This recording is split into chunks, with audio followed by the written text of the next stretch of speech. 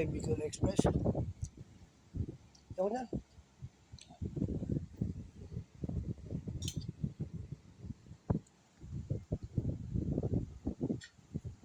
Kanin ko.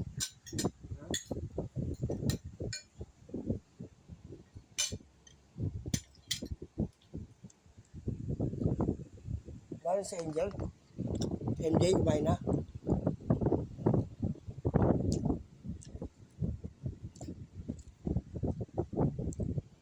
Sabi nga sa akin ni Michael, eh, kung nabala sa inyo, tabud, yung pwede rin, nagtitreatment ako.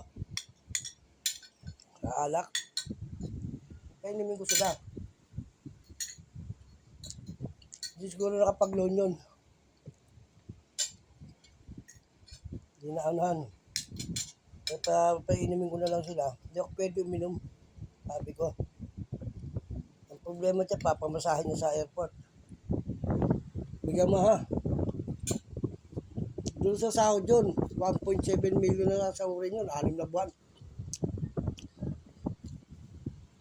150,000 ang isang buwan sa offshore. Bago Libya eh. Dapat siya, pag nakuha niya ng pera, umuwi na siya. Ay, okay guys. Hindi tayo makapagano ng gusto. Babad ako sa higaan. Ang problema sa gamot na sa katawan ko. Lalaglag ang katawan ko. Hindi ako makakain ng maayos eh. Ayun yan o. Sarap. Sarap?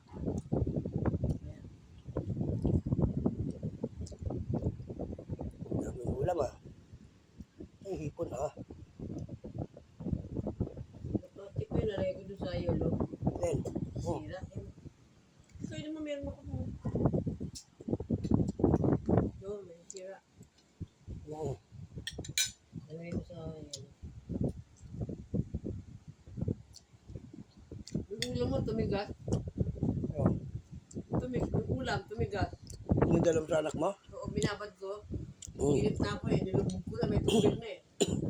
Maganda ba yung luto ng mitsado? Oo. Sigurado ka?